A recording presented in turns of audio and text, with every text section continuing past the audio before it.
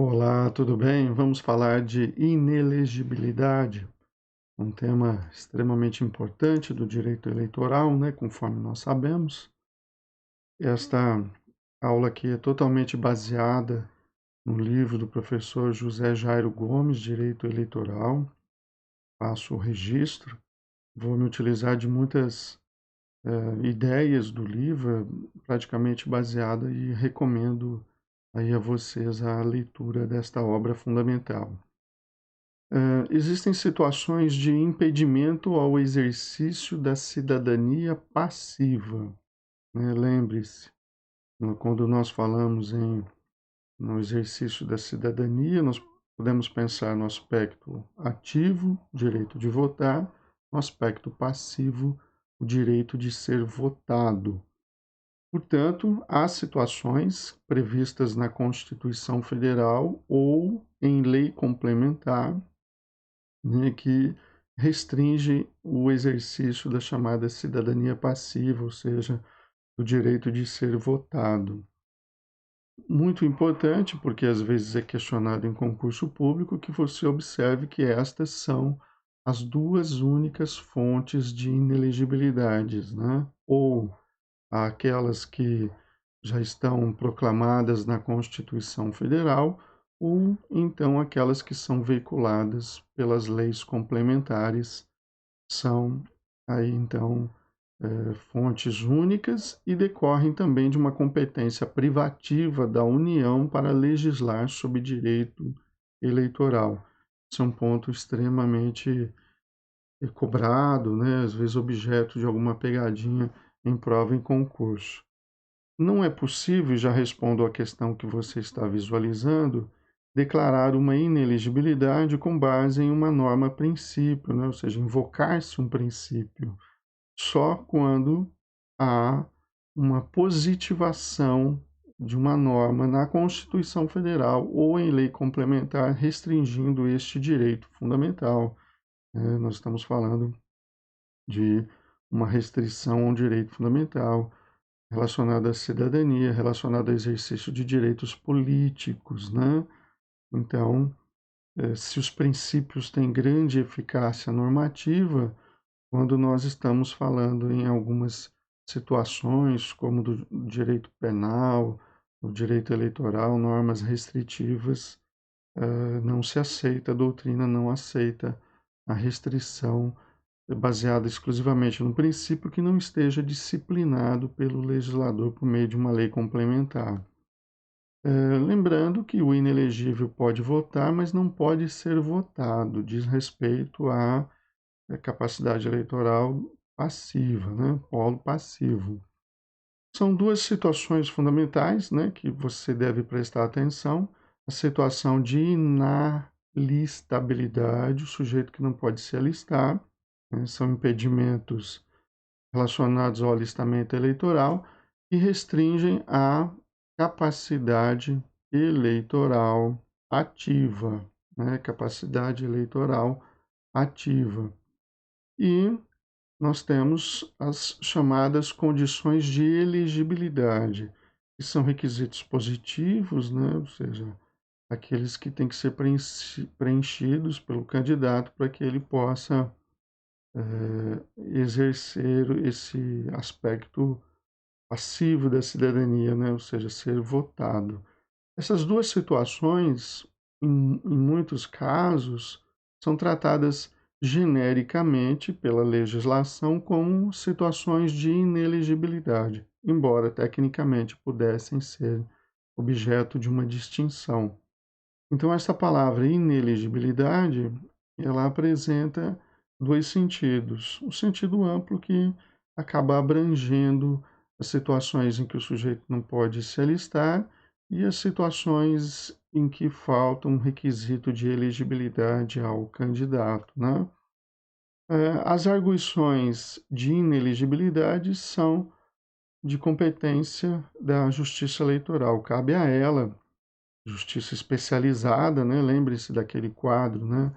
Quando nós pensamos na justiça eleitoral, nós a situamos dentro daquele quadro. Existe a justiça comum, federal e estadual, né, subdividida em federal e estadual, e a justiça especial ou especializada, que é a militar, a trabalhista e a eleitoral, ok? Então, esta possibilidade. Aspectos da inelegibilidade. Ela, ponto extremamente importante, né? Cabe então a arguição perante a Justiça Eleitoral. Ela atinge o status eleitoral, né? Daí a ideia de direito fundamental, né? Atinge o status da pessoa, esse status chamado de eleitoral, né? Ou seja, a pessoa passa a ser classificada como elegível ou não elegível ou inelegível. Por ser norma restritiva, né? Norma que restringe direito fundamental, inclusive há uma regra de hermenêutica no sentido da sua interpretação restritiva, ela tem caráter temporário, evidentemente que você não pode privar alguém para sempre, né, dessa capacidade eleitoral passiva, então ela fica restrita por um lapso temporal que tem que ser definido, e é definido pela lei em muitas situações, né? Estas situações de inelegibilidade, elas são instituídas por normas que ostentam um caráter público, afinal, elas protegem o próprio processo democrático, processo eleitoral, combate situações de abuso do poder eleitoral, por exemplo, então preserva a democracia. Por esta razão, por exemplo, a súmula número 45 do Tribunal Superior Eleitoral. O juiz eleitoral pode conhecer de ofício, ou seja, não há necessidade de alegação, da existência de causas de inelegibilidade ou da ausência de condições de elegibilidade. Pode conhecer de ofício? Sim, mas assim também já se exige expressamente no Código de Processo de 2015. O juiz pode provocar a discussão sobre uma questão que ele vislumbrou na documentação que acompanha o pedido de registro da candidatura, mas não pode decidir sem garantir o contraditório e a ampla defesa, sem garantir um contraditório prévio. Neste sentido, por exemplo, os artigos 9 e 10 do Código de Processo de 2015 é uma súmula afinada com esses princípios do devido processo legal. Então não confunda conhecer de ofício, sim, ou seja, provocar a discussão de ofício se ela não foi provocada pelo Ministério Público ou por aquele que argue a situação de inelegibilidade, ou então ele pode no próprio processo de registro da candidatura, né, no próprio processo de registro da candidatura. Fundamento da inelegibilidade são duas situações fundamentais, né? Duas situações fundamentais. Existe aquilo que se chama de inelegibilidade sanção, que decorre da prática de um ilícito. Agora, não associa a inelegibilidade necessariamente à prática de um ilícito, porque existem situações de inelegibilidade originária, também chamada de inata. Ela tem por fundamento a situação, o próprio estado da pessoa, né? Não diz respeito à prática de um ilícito. Então, os analfabetos não ostentam a capacidade eleitoral passiva, tem que demonstrar perante a justiça eleitoral, né, a sua capacidade de ser votado. Agora, a inelegibilidade sanção, esta sim decorre da prática de um ilícito. Ela é constituída por uma decisão judicial proferida pela Justiça Eleitoral, efeito direto da decisão da Justiça Eleitoral, ou então em decorrência de uma punição sofrida em outra esfera, em outra justiça, por exemplo, justiça comum, condena o sujeito pela prática da improbidade administrativa por ato doloso que causa prejuízo ao erário e enriquecimento ilícito, sendo esta decisão condenatória de segunda instância de um órgão colegiado, né, ou então que tenha transitado em julgado, nós vamos ter um reconhecimento um reflexo indireto, o reconhecimento na justiça eleitoral de uma situação de inelegibilidade. Então, são dois os fundamentos da inelegibilidade. Há, então, um duplo fundamento para situações de inelegibilidade, né? Que decorre, então, tanto da situação do cidadão quanto de um efeito direto ou indireto de uma decisão judicial. Ok? A Lei Complementar 64 de 90, é a grande lei complementar que trata das situações de inelegibilidade, né? Mais uma vez aqui citada, estabelece competir à Justiça Eleitoral conhecer e decidir arguições de inelegibilidade. Olha, muita atenção em relação a isso. Há um reconhecimento, às vezes, uma mera declaração no âmbito da Justiça Eleitoral, reconhecendo que existe uma decisão judicial, né, proferida por uma outra justiça que causa a inelegibilidade. Então, uma situação em que a Justiça Eleitoral vai declarar, vai reconhecer a situação de inelegibilidade, ok? Agora, pode ser que o objeto, este reconhecimento, decorra de uma ação promovida na própria Justiça Eleitoral. A competência para o reconhecimento da inelegibilidade, ela pode ser originária dos juízes eleitorais, então varia em função do cargo pleiteado pelo candidato, né? Candidato a prefeito, vice-prefeito, vereador. Então, competência originária da primeira instância, ou então uma competência originária dos tribunais, tanto do Tribunal Superior Eleitoral quanto do Tribunal Regional Eleitoral, tudo em função da candidatura. Ao TSE, por exemplo, cabe o reconhecimento da inelegibilidade do presidente ou vice-presidente da República. A lei das eleições, lei geral, chamada Lei Geral das Eleições, Lei 9.504 de 97, estabelece em seu artigo 11, parágrafo 10, e as condições de elegibilidade e as causas de inelegibilidade devem ser aferidas, elas são aferidas pela Justiça Eleitoral, embora decorram até de uma decisão de outra justiça. No momento da formalização do pedido de registro da candidatura. Mas muita atenção a este ponto. Por uma razão de organização do próprio processo eleitoral, há um momento, este momento importante do pedido do registro da candidatura para que haja um reconhecimento da situação de inelegibilidade. Bom, mas há uma regra fundamental. O momento da aferição é este, do registro da candidatura.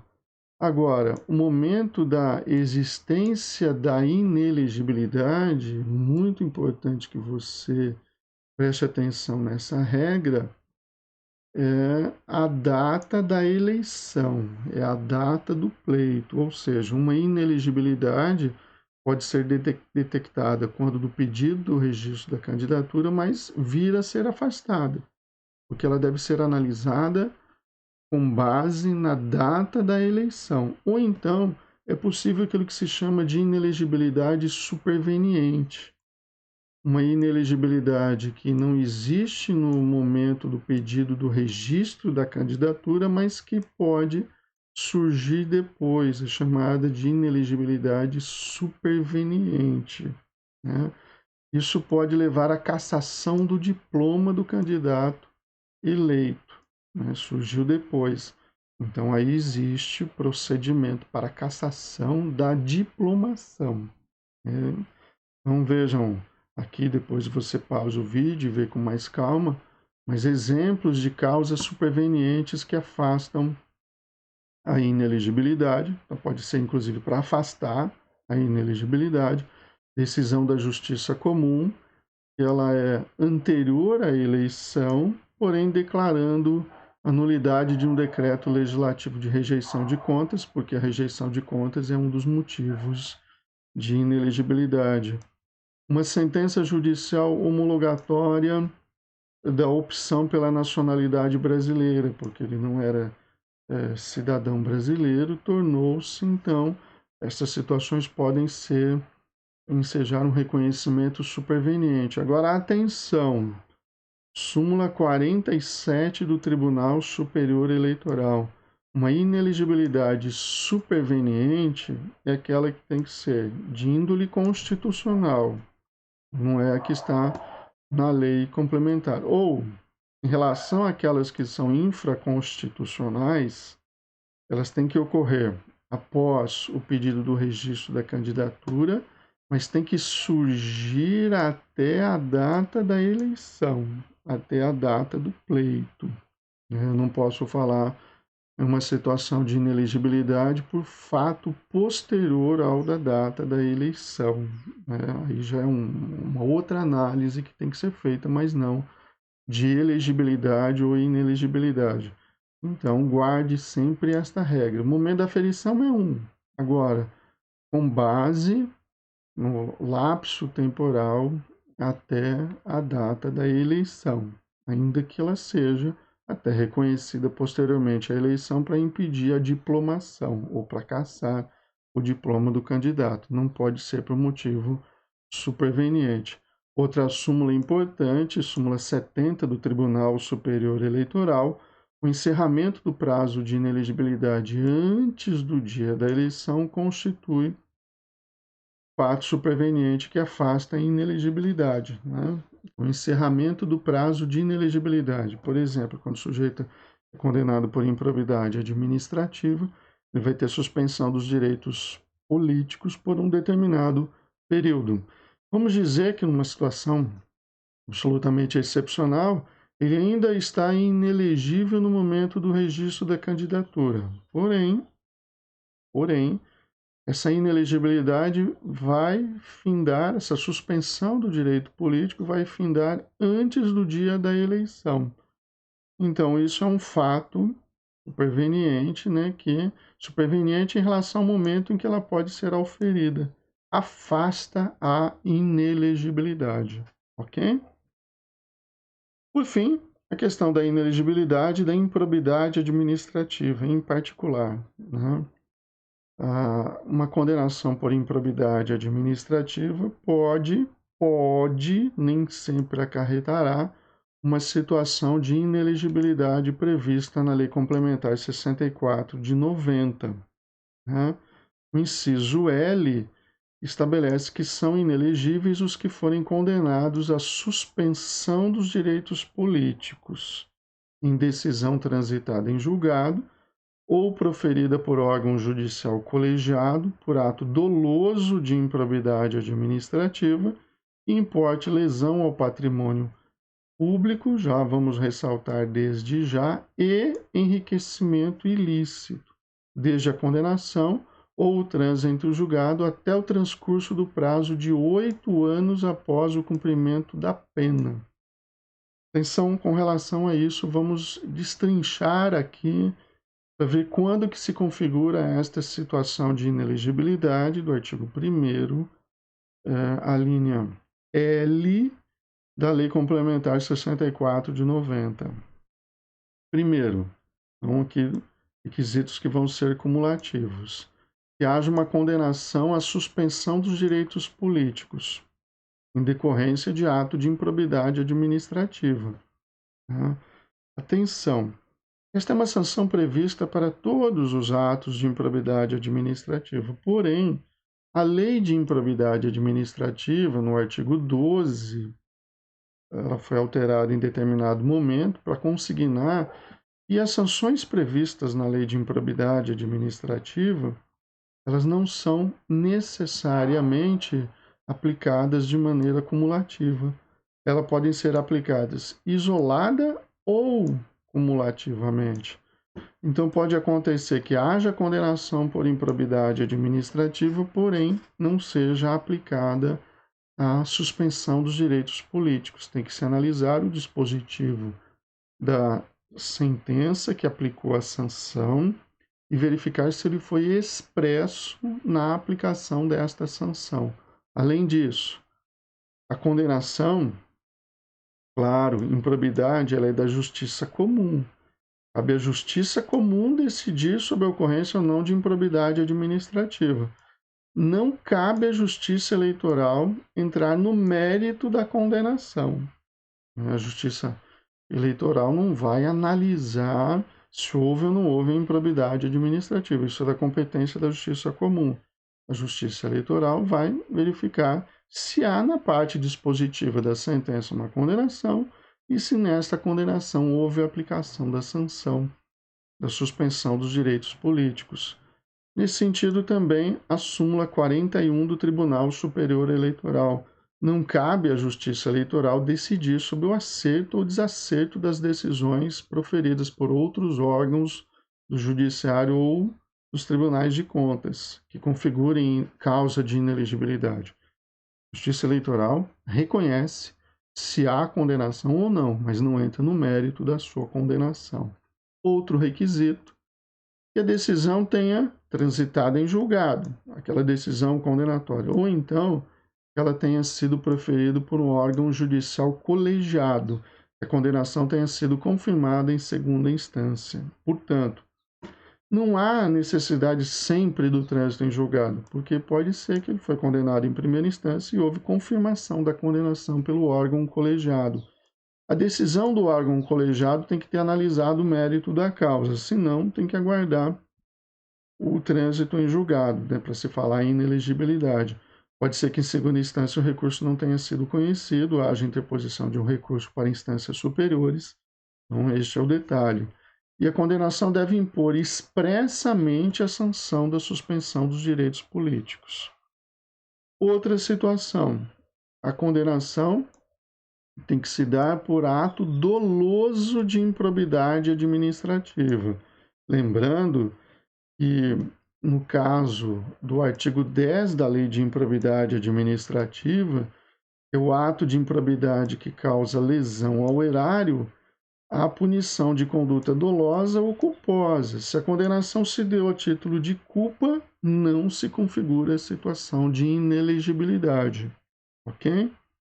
Também se trata de um ato de improbidade que importe lesão ao patrimônio público, tem que se verificar isso, e enriquecimento ilícito, né? Então, por exemplo, não posso falar em situação de inelegibilidade se o sujeito foi condenado pelo artigo 11 da Lei de Improbidade, ou seja, atos de improbidade que atentam contra os princípios de administração pública sem gerar enriquecimento ilícito ou prejuízo ao erário, né?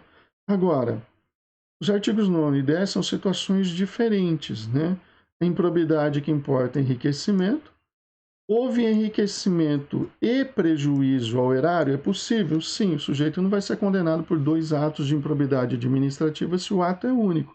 Mas verificou-se no processo que houve enriquecimento ilícito e que houve prejuízo ao erário. Ele vai ser condenado na sanção do artigo 9º porque é mais grave, né?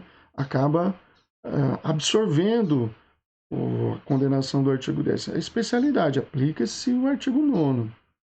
Agora, estas são situações que têm que ser analisadas com cuidado, né?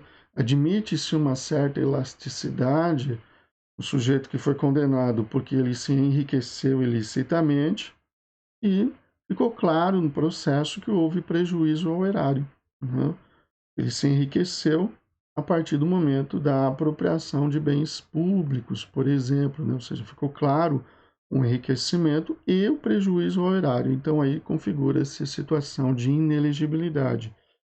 Preste atenção, né? Conjunção aditiva, lesão e enriquecimento ao erário, ponto fundamental. E tem mais, né?